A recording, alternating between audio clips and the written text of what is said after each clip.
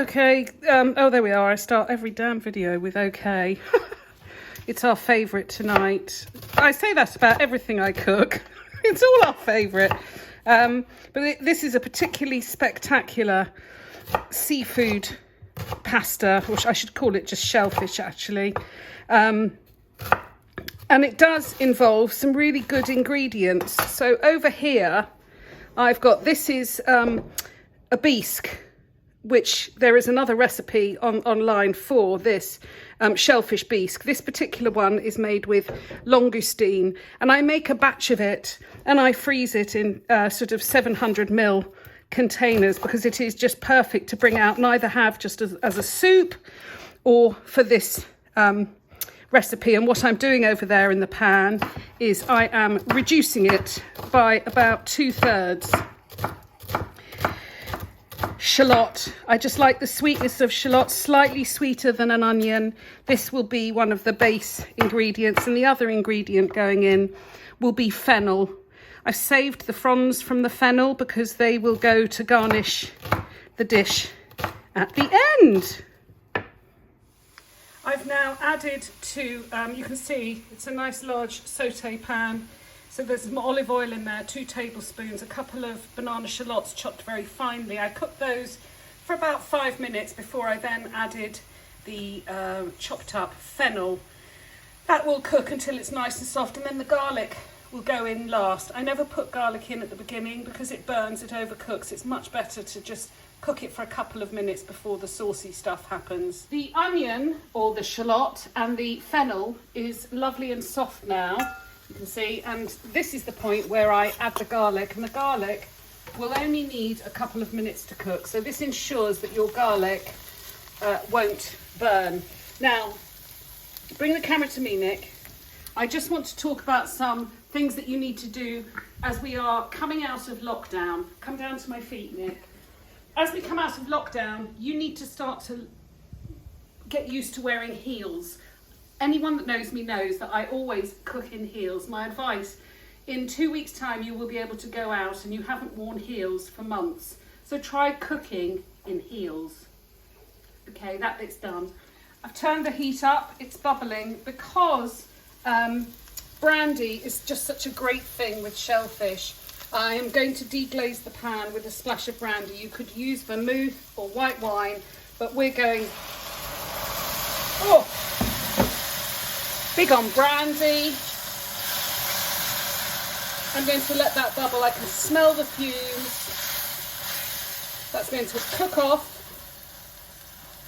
The next thing, because it just adds that little lovely bit of tomato, a lot of people forget is actually quite acidic. So this will be the thing that adds the acid. So we're going to put, that's about a tablespoon and a bit going in, and always cook your tomato paste. I'll just put that away. So I'm going to cook that paste off for a bit, a couple of seconds.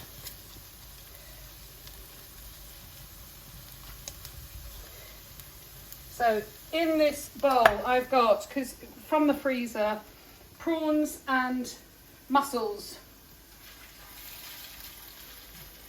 They're going to go in now.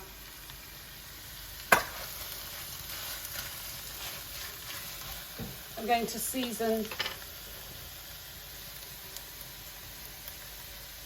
and some pepper.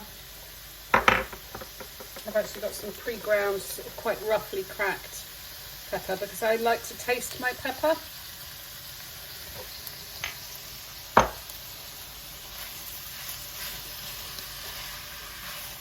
At this point, if you wanted, you could also add some chili flakes, but I'm keeping this one sort of more true to its French origins because I know that we do add chili to everything. There's prawn, I missed the prawn. Okay, when it first went, are you actually recording? I did it twice. Right, start again. Okay, go. Prawns are cooked. This sauce, when it went in the pan, you can see the mark was up to there. I have reduced it by more than half. This is the reason, come back up to me, why when I make my sauces and my stocks, I emphasise over and over, do not put salt in them. The point of this bisque is that it is not salted. It means that I can reduce and reduce, and only the natural salts will come out, because otherwise it will be too salty. So the tomato sauce is in there, it's cooked. I'm now going to put in that was langoustine bisque. I'm just going to leave that now because, oh, how do I turn that one off? There we go. Also on my website is the recipe for my homemade pasta. So we're going to be very spoilt tonight. We've got homemade pasta which will cook in about 4 or 5 minutes. Homemade pasta going in. I'm just going to give it a stir. Actually, I don't want to break it up with these pincers. I might stir it with a couple of these. I just don't want to break up the pasta. So this is homemade pappardelle. Oh, that smells so good.